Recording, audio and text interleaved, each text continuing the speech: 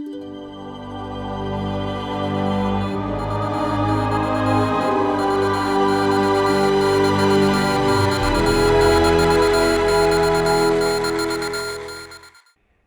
opinions expressed in the following program are those of the producer and not necessarily those of WKTV Community Media.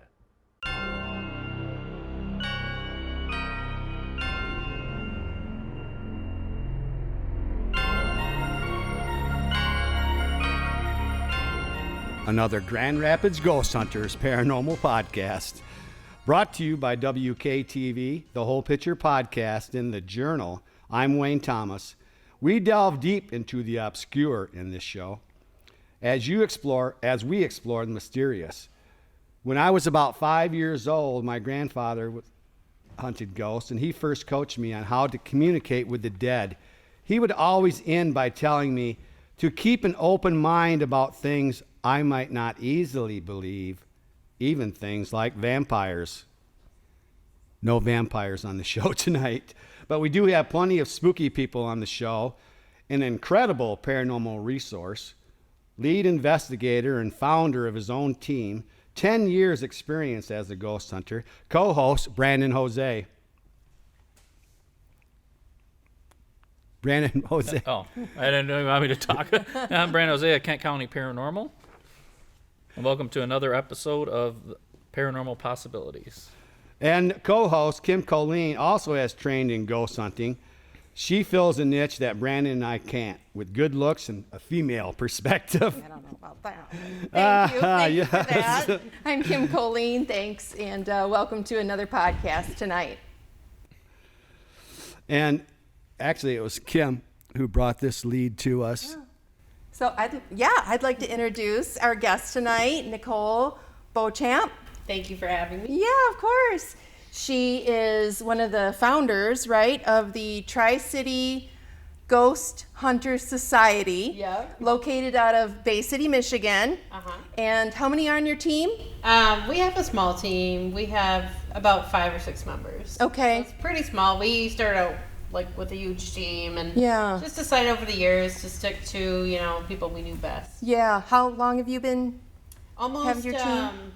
Well, it's been a little over 11 years, so. That's a long time. Yeah. But I know you've been into the paranormal since you were a small child. Yeah, so with my current team, I've been, with my team for a little over 11 years, but I have been doing paranormal research for about 15 years, and you're absolutely right. I've had the interest my whole life.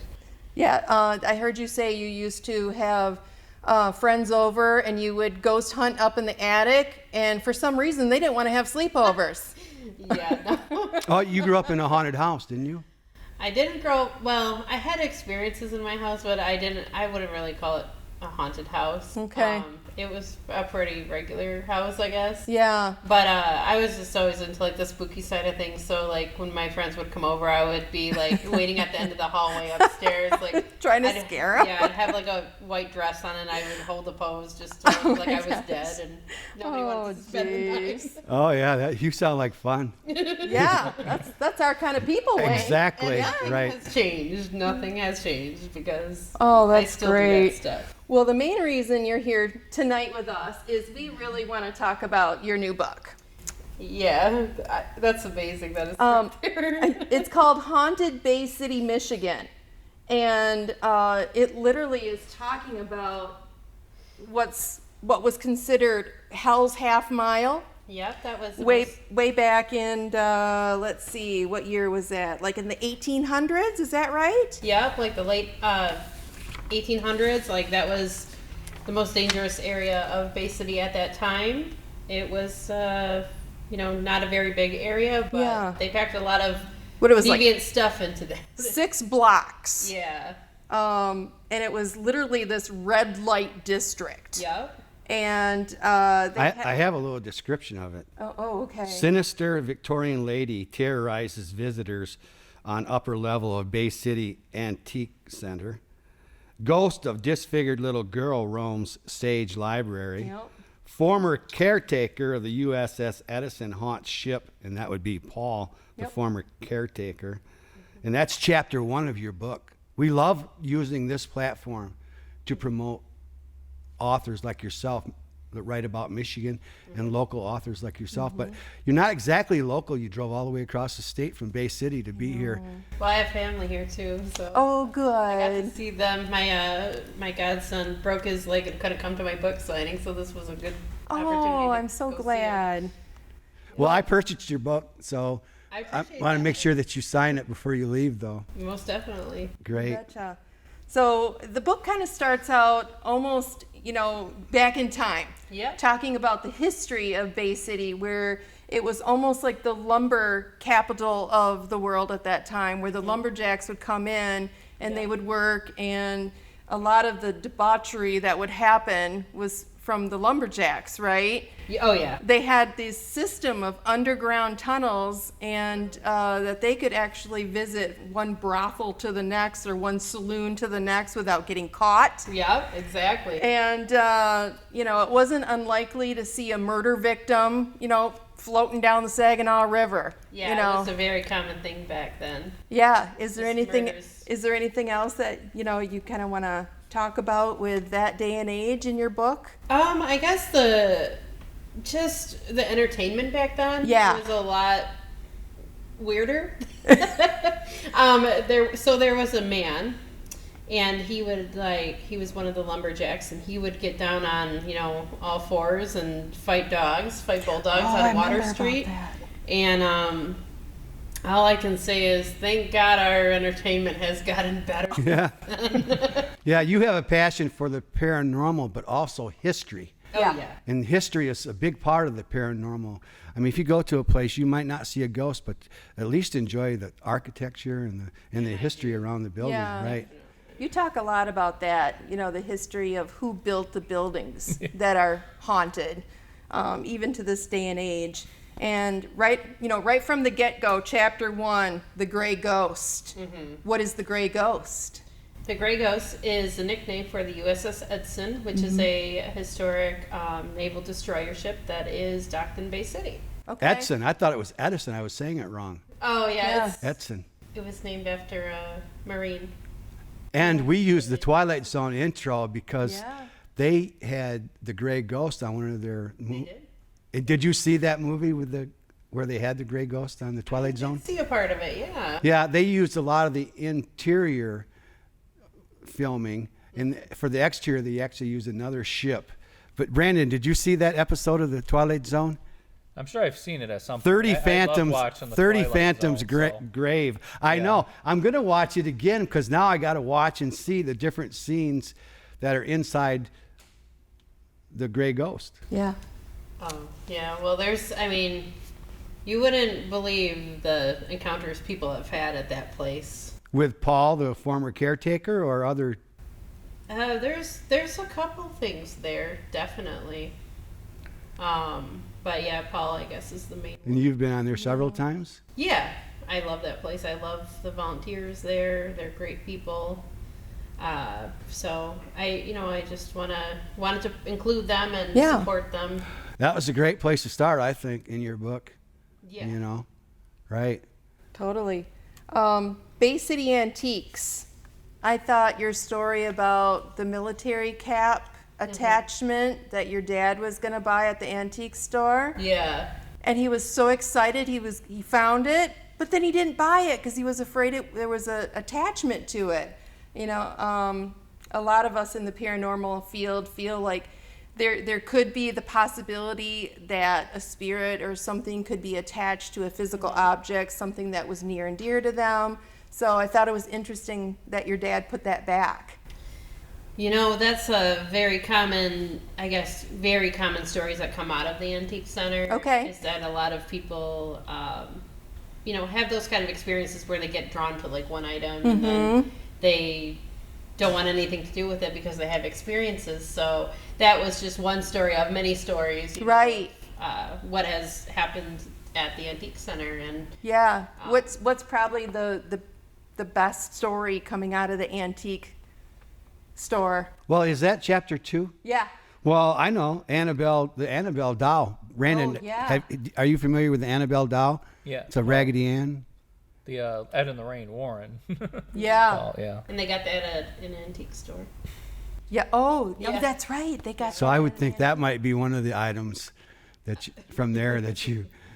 Just stay away from dolls. Period. Right. Right. Just, Yeah, they do have a kind of a creepy. When we were at the museum, Allegheny County Museum, and they had one room just full of those old antique dolls. Well, and you got to take into it too. They used to use like the children's hair, like inside the dolls, or like they would use it like a lot of times as a replacement, like in a memory of, would use their hair after the child passed away.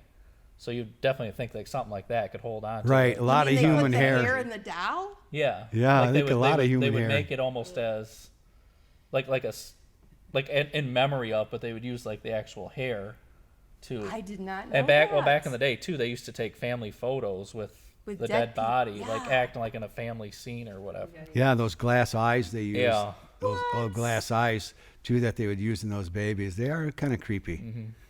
Of real human babies. Right. Oh, shush. No, not in the real eyes, of course, glass eyes, but they just look real. And then, of course, when they blink and stuff and perform bodily functions, they're pretty real. I never had any dolls. You girls know about that. That's why we got Kim on it, helping us out Yeah, here. yeah. Anything else from the antique store that you're thinking? Well, there's a really good story in there. Yeah, I don't please necessarily- share. I don't want to give too much away, but All right. I will say is it is mentioned on the back cover, I guess, so I can give a little bit of Okay. insight. But there is a Victorian lady that is seen up there on the second floor, and she is extremely creepy.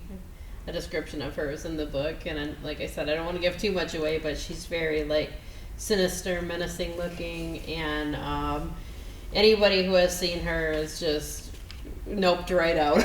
You know what I mean? They see Yeah. her and they're just, okay, bye, I'm gone. Yeah. It's a pretty, I think it's probably the creepiest story in that chapter. So I don't want to give too, like I said, too much away, Yeah, I but- know, because we want people to read the Yeah. book, right? But it's definitely like, it'll make your skin crawl a little bit. I'm wondering, do you like separate residual and intelligent hauntings? Yeah. So- I do that with my team. Now, so like on the ship, you think that's just a residual from Paul, him doing his routine day after day, and now his spirit, his energy still recreating that, or is it an intelligent spirit that communicates with people? I think it's a combination. Mm-hmm. I think he goes about a routine to some degree, but he does seem to interact with a lot. Oh, interact. If he interacts, then yeah, it's an intelligent spirit. But I also think like when nobody's there, he does kind of make his rounds. Sure. Or whatever. He always has like the same outfit on, right? And that's Yeah. how we know it's Paul. Yep.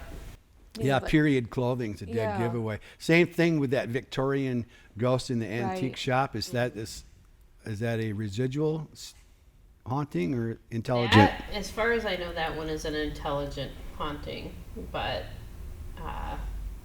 yeah, I mean, I don't know too much. I personally haven't seen her, thank goodness. Yeah. Yeah. I mean, I kind of do want to see her, but she sounds pretty, terrifying. So Yeah, for sure. Literature tells you you'll run into a residual haunting more often than you will an intelligent. But I can't say that, Brandon, in your experience, In if my that's not, experience, I think it's much more intelligent than residual, at least what I've encountered. right. I mean, he's always getting EVPs. I mean, you ask a question and they tell you their name. It's interactive. Right. I get a lot of EVPs usually when I do investigations too, and actually it's my favorite form of evidence. Yeah. It's like really, you're kind of learning something about those people, Right. It's not just like, oh, a picture, which pictures and videos are cool, but you don't really know who those people are or who they were. Right. You use a digital recorder. Yeah. And I just like the basic, like cheaper ones. Like you can get the fancy ones, but as I guess evolve into this field, I don't care that much about getting like too much solid evidence. For me, it's all about the personal experience. Like the older I get, like just some Yeah. kind of proof for myself. I don't. Yeah. Yeah, I don't have to prove to myself after all the years that. And my grandfather coaching me from 5. I was a believer back when I was 5. Yeah. So many of the people that come here on this show had early Yeah. experiences. Brandon, didn't you have an experience as Yeah, a child I've too? had, the house I grew up in was haunted, so Yeah, and I saw my first I don't know if you call it apparition or ghost or what have you, at a very early age, under the age of 10. I can't remember exactly. But Right. yeah, so we all kind of almost Yeah. grew up as a child believing Yeah. in the paranormal, right? Majority of the people that come on this show. Yeah. I know you thanked your grandparents I did. for influence. I mean, how did they did they encourage you to go into this field? My grandmother, she was an English teacher, and her and I would always like create stories together. And we would do it with like Barbie dolls. Yeah. We would write stories out on paper. I would always make up like crazy names, for my characters, and so I guess, they were just always really supportive and had a huge influence over me Sure. as far as like fostering my love of writing and storytelling and all of that. And you studied. You have a degree, Yes, I have 2 degrees actually. But associates in an associate and a bachelor's degree, and they're in American Sign Language. applied science or what? Yep, one is a Associate of Applied Arts, and the other is a Bachelor's of Applied Science. And then I just went back to school and got my certificate in massage therapy. Oh, yeah, I remember reading that. I'm thinking, great, maybe I can get a massage too. Yeah, really. Well, I'll take my test tomorrow. Oh, really? Oh, It's not certified That's yet. the Okay. scariest thing Oh, in this no. room right now. really? The thought of that. Did school help you in this field? Your schooling? With like the Those- paranormal. Yeah. Right. To be honest with you, when I was in school, the entire time I was in school, every class I was in, everything, I was just like, okay, I got a presentation on this day at the library, or I got an investigation here, during this month. My mind is consumed with, stuff I can do in the paranormal. Yeah. So that's not to say necessarily that I don't like American Sign Language or I don't like massage, because I do. But my passion, I guess, is within this field. So being able to write a book and put a book out is actually like achieving, I guess, a passion that I've had my entire life. School must have helped when it came to writing a book. It's always just come really naturally to me. Like the writing part was really easy for me. I actually, with my grandmother, I also used to read the dictionary, and I would she would also teach me like Polish too, but I would select words like out of the dictionary and I would type them up. I mean, I just obviously had too Wow. much time on my hands as a kid, but I wanted to really, like, since I was a kid, expand my vocabulary as much as I could. So You and I thought I was the only one that would read dictionaries. yeah, I would like pick words out of it and then go into Word, type them out, and then I would select, certain words out of the dictionary. My grandma would teach me them in Polish. So do you speak Polish? Little. Fluent or? A little bit. Okay. Okay. Not quite fluent, but Okay. a little tiny bit. So you could pick up here and there words if somebody's talking Yeah, it. yeah. Yeah. I don't know if that's going to come in handy or not. It depends on what area that you're ghost hunting. Your area is known for a lot of Native American Indians. It is. Yeah. Yeah. I wonder, is Skull Island, are you near Skull Island? I thought that was by Bay City. It might be. Oh, Not really Yeah. sure. but there is a lot of, the whole, Yeah. Michigan is Yeah. covered with, we're all about The Native American Chippewa Indians. tribe, Yeah. I think was in the Yep. Bay City area. Yep, that's where they kind of set up camp. Now, as far as Skull Island, I don't know. I don't think I've ever been there. If I have, I'm not sure. You think you ever came in contact with anything that was Native American Indian spirit? Me personally, I don't believe so. I think maybe we have. It's hard to tell. I mean, not in Bay City. I don't Oh. think I have. But Sure. I did investigate historic Fort Wayne in Detroit when they were still doing the ghost hunts there. And I believe at that time I maybe had contacted someone that was Native American. Right. Yeah, that one is famous in this area. The Sauk Fox tribe, they were pretty much massacred. And that's why I'm wondering, there's a lot of restless natives out there. Yeah. Well, actually, on a paranormal investigation I was at one time, we were doing this spirit box down in the basement of an old church near a graveyard, and we had somebody on our team who was Native American who could speak some of the language from, I think, the Ojibwa tribe, and she could actually understand some of the words coming over the spirit box that were in Native American tongues.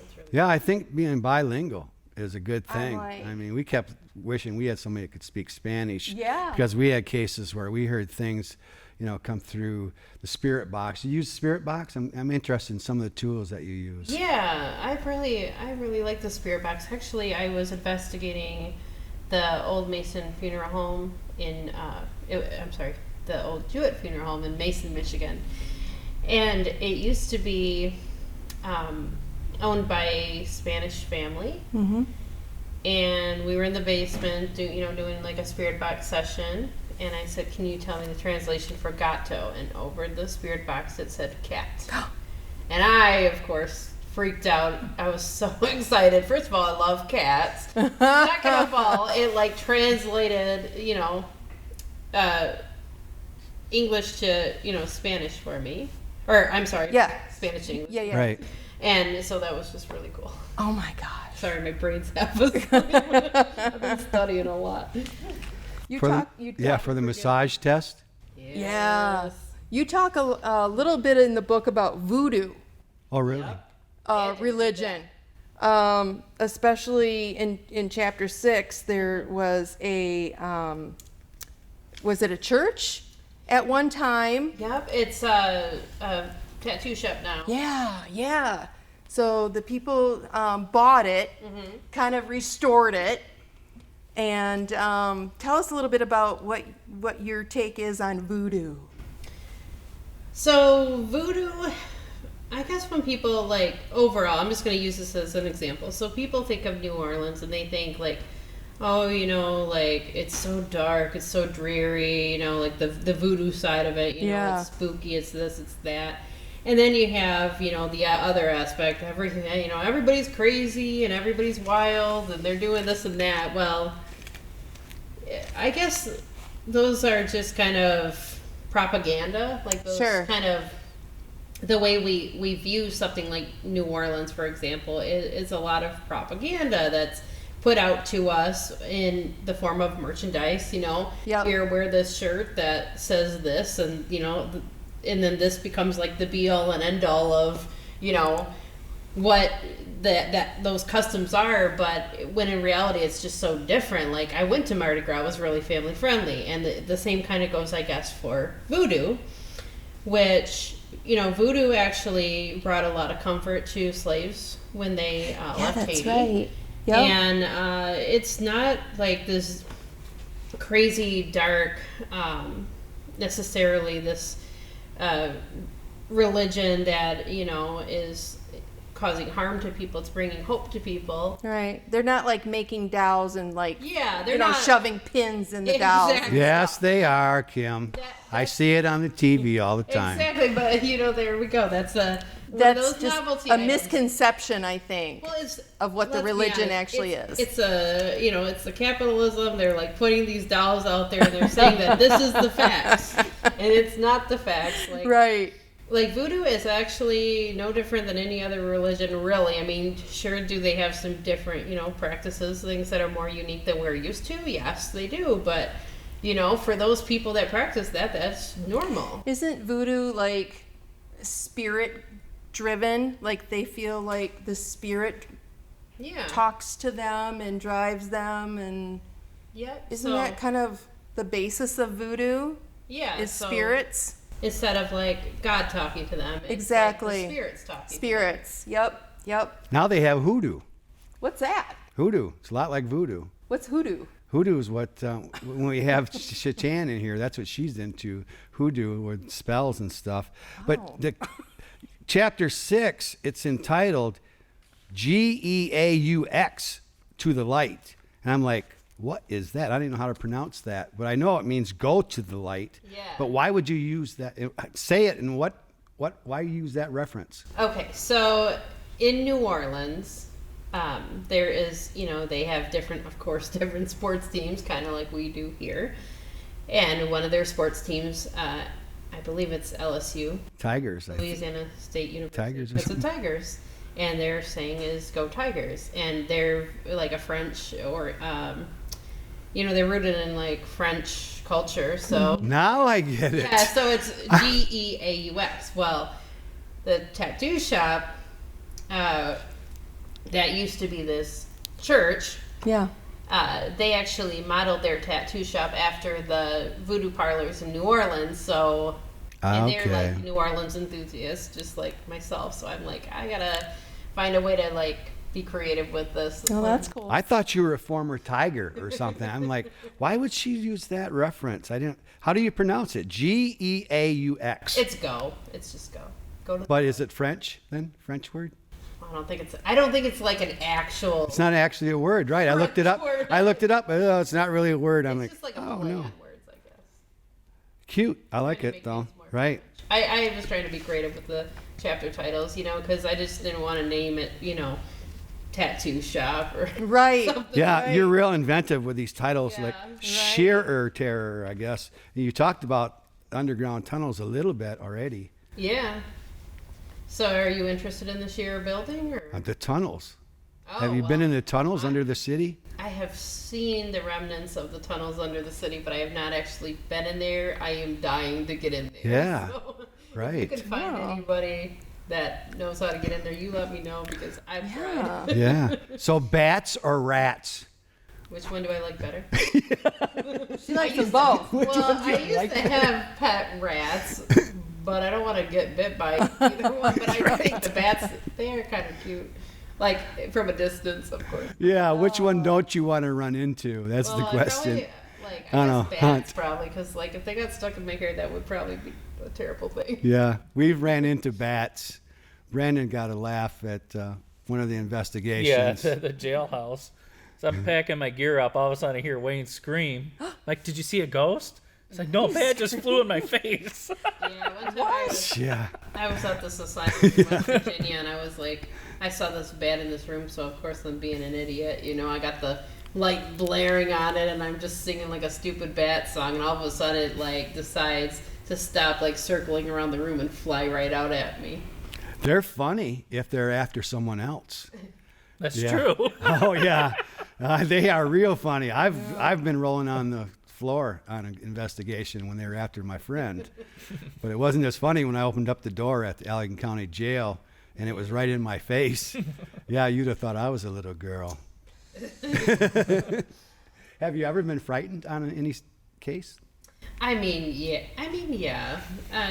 There's definitely some things that have happened that were scary, I guess. Like, well, one time this is not in Michigan, but I was walking down the geriatrics ward of the same asylum I just mentioned. It's actually called the Allegheny Lunatic Asylum. Oh, nice. West Virginia. Yeah. And it sounded like 100 like stretchers and med carts were coming at us. And it was really unnerving because first of all, there's nothing in there. It was only the two of us, me and another female investigator. And it was just so loud, Could you debunk it somehow, or did you ever figure out where that noise was coming from, no. or how it? You could hear I got it on the recorder. You could Yeah. hear the wheels turning and everything, Oh but it my was gosh. coming right at us. Huh? And then it just stopped, and Weird. That would be scary. That was would be it was scary. scary, but it was also at the same time like the coolest thing that I've ever had probably happened to me.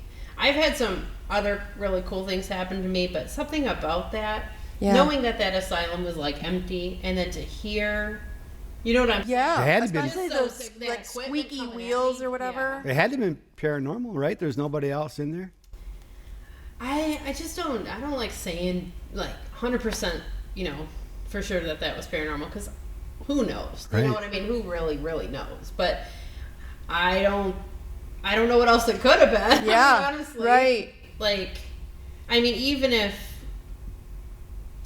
like, I mean, it was so close to us, even if it was actual equipment, they would have had to move it out of our path. Mm-hmm.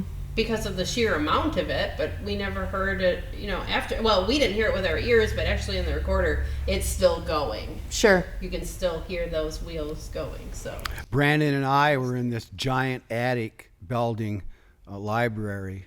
I mean, pitch dark. There was no light in there. Yeah, so the furnace kicks on. But you don't hear it light like most furnaces do. You hear it light first, so you know it's a furnace. All of a sudden you hear bang, bang, bang. Like, what in the... It's not like we're gonna It was like a truck was going to run over us. Yeah. I've been frightened on cases, but not from the paranormal. Yeah, I think that's the most scared I'd been on one, just because it just startled me so much. Yeah, him and I decided we were going down where everybody else was. Then we went down there and we heard whistling. Have you ever heard ghosts whistle? What was like some of the weirdest EVPs that you had? Oh, jeez. There's so many. Get out. I did get actually one that said that once again at the same asylum. Yeah. Oh, geez. I got one that said it's a doctor down here. Oh, Just wow. a really odd female sounding voice. I was investigating Delta College, which is kind of between Bay City, Michigan and Saginaw, Michigan, and they had actually locked the college down for the night. My father was investigating with us. He was in the basement, and he said, give us a sign of your presence, and you hear what sounds like a female start crying and say, help me. Oh, jeez. And it's eerie. I mean, it's like she's wailing, and you can hear that. Yeah, help. That's insane. Help and get out are two of the things you hear the most. Yeah. And you'll hear them in the same night. So you don't know whether you're supposed to stick around and help or get the heck on out of there. Yeah. What about New Orleans? You've done some paranormal investigations down there, haven't you? And had some pretty... Yeah, in the book, I detail a really crazy experience I had at the Bourbon Orleans Hotel. Right. But I saw like a little girl there, and that was my first time ever going there, and just that whole experience was wild, to put it Children's voices are especially creepy. Yeah. Wasn't she screaming or something? I think I read in the book. crying. Crying. Yeah. And then you went to go find her, and then she disappeared. Yeah, it was there was like a whole series of events, but I caught a glimpse of her, and then she bolted into the women's bathroom, and I went in there, and I was expecting to see a child in there, and nobody was there. Nobody's there. But I was totally by Freaky. myself, and have you been to New Orleans? I have not. No. Bourbon Street's really loud. It's sitting pretty much right on Bourbon Street. I didn't hear, anything happening outside. It was like still and quiet in the building itself. Right. And I was just jarred by that child. Oh my God. Do you ever bait ghosts? Like if you want to appeal to a child ghost, you bring like a little stuffed animal? Mm-hmm. I've done that before. Mm-hmm. Did it work? How does it work? I feel like, we played like old music before and stuff, and that seemed to get a response. Sure. I think it depends, I think it can work. Right. Of course, it depends. Everyone is different. Yeah, it just depends. You have to be ready to, at any one time, Yeah. switch your plan. You might go in with a plan, you formulate a plan, and then you haven't even got started yet. The plan's out the door. Right. New plan. Exactly. That's like a lot of times too. You might go in, because like a lot of places will have like a famous ghost legend, but there might be other people there too. So you're going looking for one. That's why you always got to keep it open to not just focus on what the legend is, and focus, be it open, like who else could be here as well. Yeah, you know, right. too. Good point, Brandon. Open mind. You got to go in open minded. I think positive too, with a positive attitude to start. I think they pick up on that. They seem to have an ESP. They know what you're thinking. Have you ever heard your name from a ghost? Yeah. Yeah. I'm Yeah. talking about It was the at ES. Grand I was just gonna talk about the station. Wow. the ESP thing where you'll get EVPs of a spirit saying something before you say it. Right. Like we've got a lot of recordings like that where it's like, okay, it knows what I'm gonna say before I say it. That's interesting. Do you ask 1,000 questions in a night?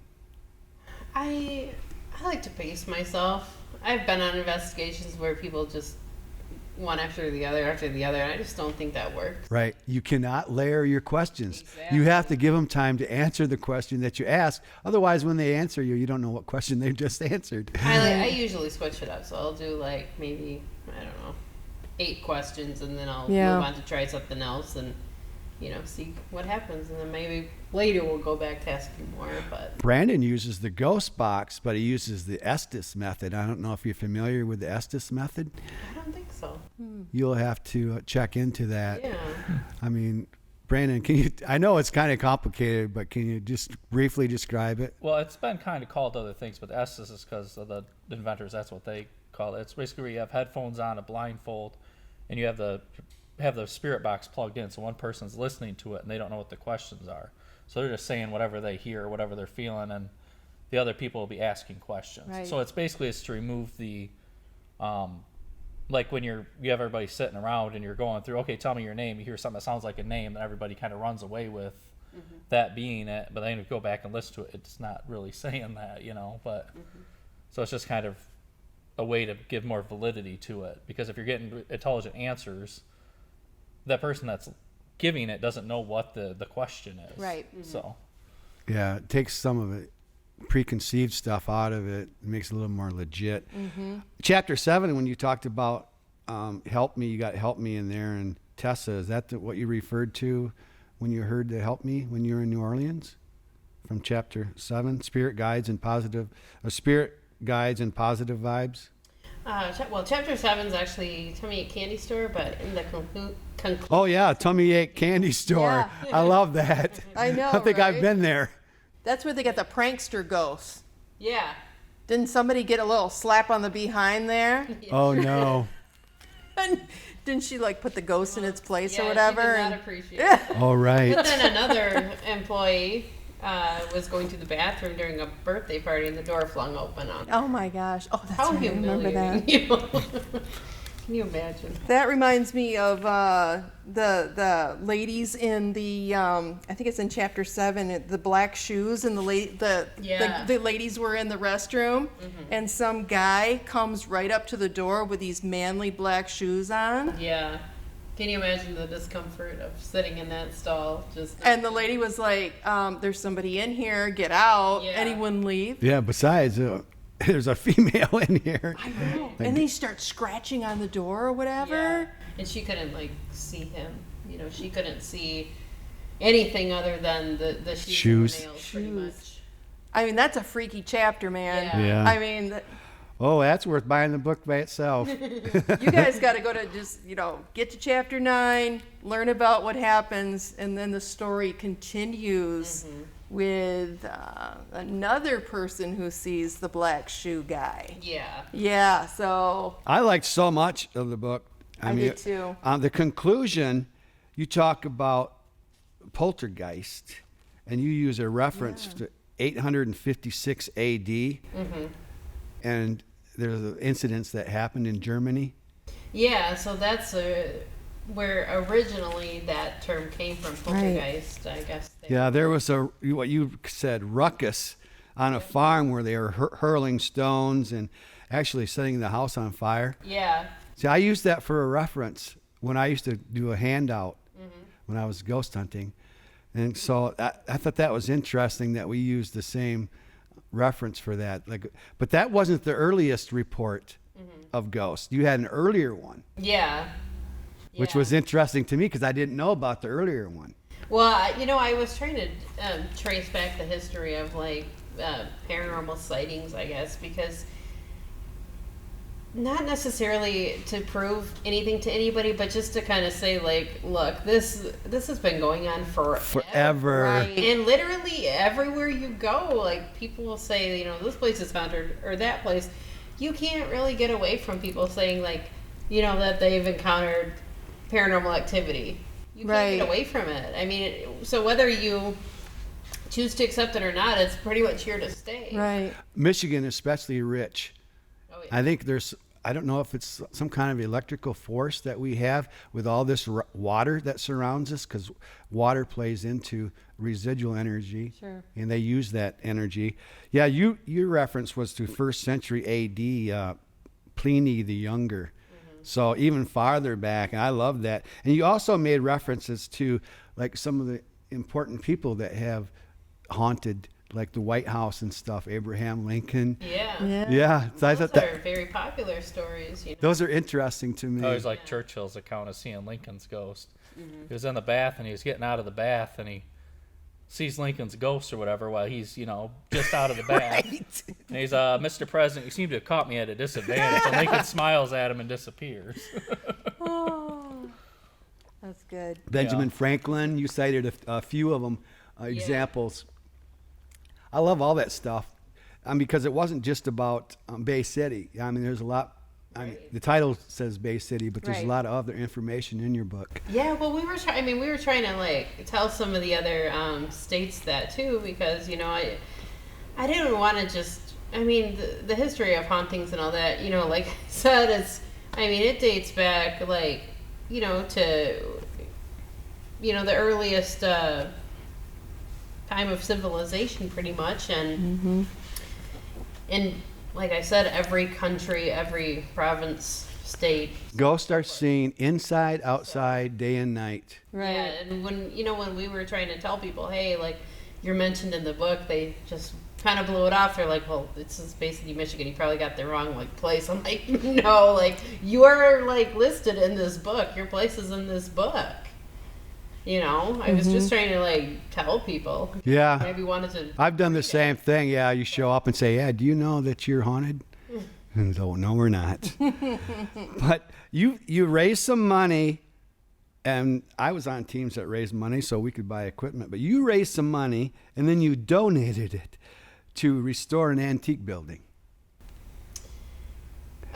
We do that. Like we've been doing that since we've been a team in 2009. We basically like have raised money to restore history, historical landmarks or whatever it may be. So a personal goal I have with this book is any money I get from my royalties check, I'm going to take a portion of it and give back to my communities. So different locations in the book, I want to give each location, with each check I get, a certain lump sum of money. That's Very awesome. nice. Do you have a mission awesome. statement? No, I don't. No? No. But you have some goals and some missions I that you're... have some goals. Right. I haven't taken the initiative to write out a mission statement, but Yeah. I have some plans. You being here has helped our mission because we want to share this platform with people exactly like yourself, Thank you. local authors. And back in the day, you couldn't find material to read. Right. There wasn't anything around.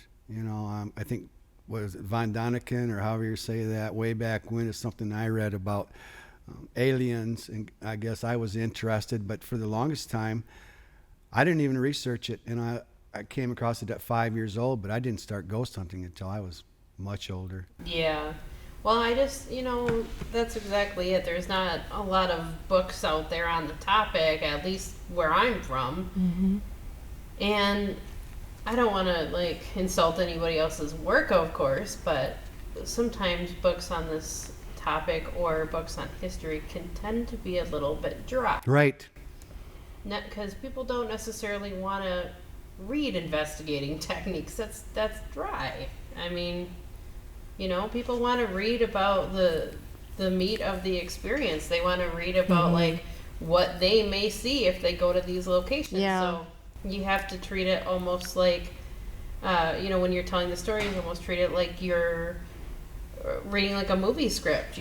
I'm sure though you didn't sensationalize it, not like TV and movies do. No, but I mean, just the way I told the story, I wanted it to be I wanted people to feel like they were there in that moment. Yeah. So they could experience it as well, Nice. whether they were in a different country, a different state, whatever it may be. So the stories are true, but I feel like the way I tell the stories is just more of a storytelling format rather than just like, oh hey, this happened here. Yeah. Do you smudge and bless homes? Yeah, I have done. Yeah. Because originally you described your team in the beginning of the book as a research team. Now, I was on a team that called themselves research, and that's all we did. We went in, and if we found something, we told them, yeah, we found something. So, and then that was it. We stopped. That was it. We were done. I saw a need they wanted to report. Do you do reports? Give people reports on what you find? Yeah, we do that. Now we, I wouldn't say necessarily bless a home because I'm not a particularly religious person, but if I go in there and they want their home smudged or something like that. With white sage or? Yep. So Like a cleansing we'll of do some it sort? just like the standard way of doing it, but the only difference really is that if they want to say a prayer, I'll let them say it, but Sure. that's not something I Oh. do. So it's all pretty much on them, whatever they feel comfortable saying, if they're religious or not, At least there's a follow through, because on the team I was on, we researched and that was it. Goodbye. I mean, yeah, you got ghosts. See you later. Right. So, I mean, I saw a need to fulfill that, to take it a step beyond. So I'm glad that you offer that. Yeah, well, a lot of people feel more comfortable with that too. Sure. Sure. Well, I guess we need to move on with our outline a little bit, because we do a final thought, and we also do upcoming. So anything that you've got in the works? I think you just did one book signing. I did, and I'm doing another one on Friday, this Friday. It's going to be at Midland Street Books from noon till 5 p.m. And that's actually located on the west side of Bay City. I'm also going to be at two different Witches Weekends. One is October 10th, the other one is October 17th. They're in Lapeer and Houghton Lake. Excellent. So I'm going to be selling the book and signing the book there as well. And if people want to get a hold of you, They can go to author Nicole Beauchamp, Beauchamp, and that's right on Facebook. So, or they could just type in, if they can't, remember how to spell my last name, they can always type in just Haunted Bay City on Facebook, and something will definitely come up. yeah, I wasn't real sure about the pronunciation, but Kim does those so well, and she does ghost voices. She's the best ghost voice. When we do our intros, we did the Raven, and of course she was the Raven. "'Tis the wind and nothing more." She does that so well. Brandon, you got any upcoming? I'm just excited to have the Paranormal Summit with Grasp and Lakeshore Paranormal and some other teams. We kind of laid the groundwork to try to form a para-unity kind of conference to have different teams in Michigan kind of work together. So. But he just got back from some training. Yeah, that was very interesting. It was the Upper Peninsula Bigfoot and Sasquatch Research group up there. We had there was definitely a lot of experience. There's more going on up there than Bigfoot. They taught a lot. They had a lot of great stories. But we were seeing fairy lights up there. Oh. I believe there's actually was a spirit up there as well in that campground. So Nice. It was a very, Wow. very interesting weekend. We need to have Yeah. you make a whole show of that. Yeah, I could talk a whole show on that. Oh, wow. No doubt, Yeah. right? We're booked. We're booked all year, so I'm glad you could make it over in Yeah, this me space. too. Well, thank you. I appreciate it. Yeah, we have Robert and Nicole Beauchamp coming in. They've written a couple books. Grand Rapids, or Ghost of Grand Rapids, is one of them, and then I think it's Haunted History of Kalamazoo is I believe is another one. Okay. And so they're next authors. We love promoting those authors, and they were ghost hunters too, investigating. They do tours, Kalamazoo and Grand Rapids tours. They're legends in this area, in our area right here, West Michigan. And what you had going on over there in Bay City, we had on the West Coast, like Muskegon. Is pretty much the same kind of a situation back in the 1800s. It burned to the ground a couple times from all those piles of sawdust back when everything was lumber industry here. Oh, yeah. We've had a lot of fires in Bay City, too. Sure. Believe me. Yeah. And then we're doing a special show, Halloween, with Chatan Noir. I think she should be just Chatan, one word, where we're going to bring in. Kind of like Cher. Right, you or know. Elvis. Yeah. We're bringing in our topics and urban legends, and some of the obscure stuff. So that's going to be fun. Yep. I don't know if you know Bill Konkoleski. He heads up Michigan MUFON, so he's a UFO guy. He wrote a new book, so he's coming in. Followed by Todd Clements, who's I know him. Yeah. all we do. right. I was waiting because I know you spent some time with Tenny. Yeah. I love Tenny and I love Todd. They're awesome. Yeah, you lectured with Tenny. You said it in the book, so I want to do some name dropping. Todd is from the. He wrote a couple books on the Mackinac Island, and we've had him on the show already. So we'll talk about him, and then we end the season with Michigander Man again this year. So we've got a lot of things ahead of us. I'd like to do shout outs. If you guys want to do a shout out to anybody, someone maybe that helped you get here. I know your grandparents were influential. Well, I want to give a shout out, of course, to everyone who helped me with my book, which would be pretty much my entire family, my friends, everybody I know. But I also want to thank Michael Kegley. He has passed away, and unfortunately, he was not able to attend my book release party, but I want to give a big shout out to him because without him, we would not have the Grey Ghost chapter. Oh. Yeah, nice. Yeah, we want to give a shout out to Maddie Court, is normally our intern that's pushing the buttons. We hope when this comes off well, because we don't have anybody pushing buttons. That's why you have one shot tonight. You don't have different camera angles. Right. But hopefully this one gets posted. Right. And it comes off well. So, yeah, Maddie had a death in the family, too, so she couldn't make it. And Nate and Cole, the people here at WKTV that make this possible. This is our mascot from Australia. Steve Wilson actually called me on the phone. We had a real conversation. What, recently? Yes. So, I talked to Steve Wilson in Australia. Yeah. Him and Dylan are friends, so they say hi. So, that's cool. Yeah, shout out to those guys. We just set a new record for views. We're going to hit 4K for the first time ever, which is 1,000 more than what our last record was, or more.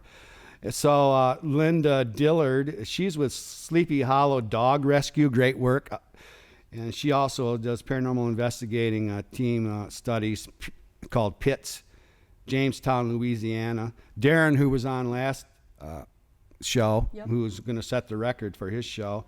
So shout out to Darren, our friend. Sarah and Mary Bassett, I went out. They had a grand opening for the Portland Reading Room and Art Gallery. I went out and saw them guys and supported them. So we love those guys. We do the radio show with them, Cryptic Frequencies. So I think that's enough shout outs. We need to get into the final thought. And our final thought tonight is how do ghosts perceive us?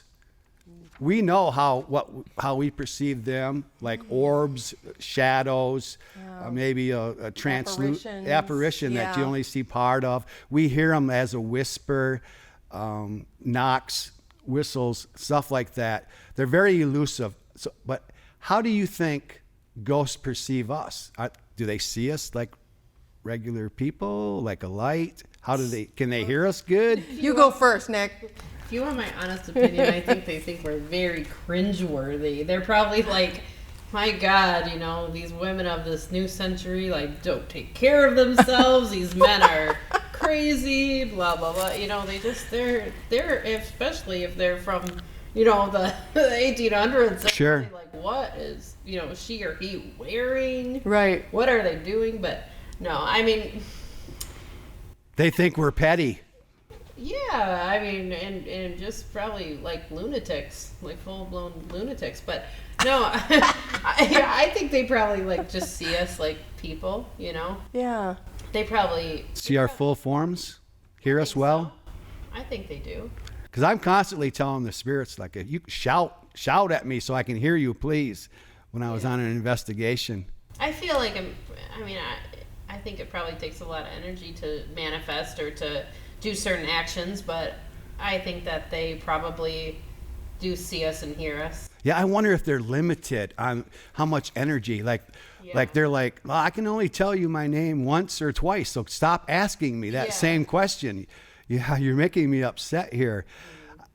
some of the reading And that that's where like I like to go in and explain things to begin. Like we'll repeat the same ones just to let them know why we're doing it, because we need validation, and it's hard for us to hear. So we might ask the same questions, but because, especially if it's doing a spirit box, because we need to get that answer more than once to validate that Right. it's someone communicating. We need to make sure it's actually you saying it. We're not just getting a random hit off the radio. Yeah, I love that approach where you explain things to them. So that way they're not getting as frustrated. They understand, Right. Or I'm not difficulty here. for us. I'm not here to harm you. The more that you can explain why you're there, you're there to help, because so many of them are looking for help, like you suggested. I think that's a good way to go. Yeah. Now, any thoughts on that, Kim? I know we probably covered all the good stuff. I know. There's something to say with people who are sensitives. Do ghosts see those people as a platform as to communicate? Mediums, people who apparently can see or talk to the dead. Are there ghosts or spirits out there, out in the atmosphere, kind of leeching onto those particular people Right. in general, saying, I'm going to try and communicate with the rest of you people through these special people. So there's something to be said about people who have that gift. Are some people, regular people, more attractive to ghosts than others, like you say? Like more appealing to Darren them. Dykehouse in particular. I think about somebody like him who can pick up on emotions, right? He could watch the news and watch something very sad on the news and feel that emotion.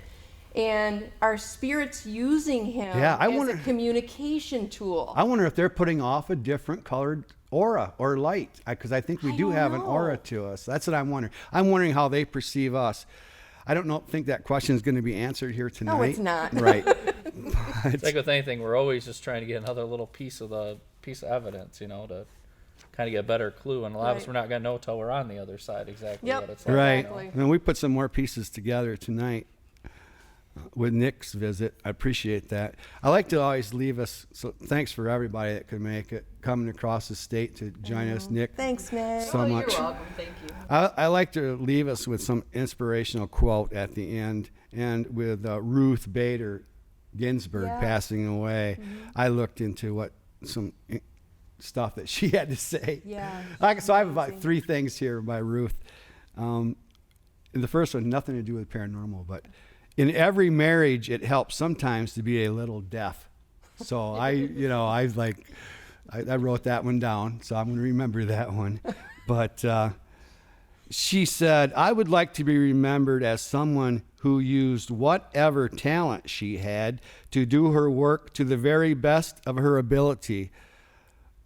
Ruth Bader Ginsburg, you certainly will be remembered long. And she also said, this is the last one, this I'm going to leave us with, don't be distracted by emotions like anger, envy, resentment. These just zap energy and waste time. So I'm hoping this wasn't a waste of your time. No, definitely not. I appreciate it. Thanks, everybody. Thanks, everybody out there. Peace out. Thank you.